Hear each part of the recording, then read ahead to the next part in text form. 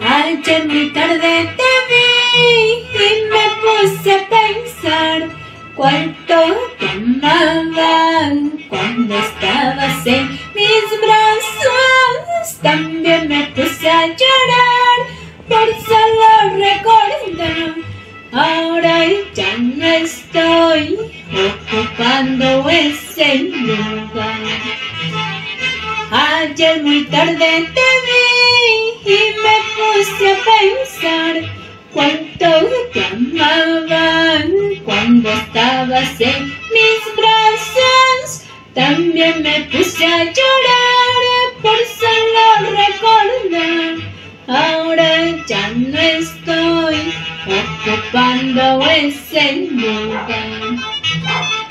Dame un beso, solo un beso más para morir y no despertar nunca más. Dame un beso, solo un beso más para morir y no despertar nunca más.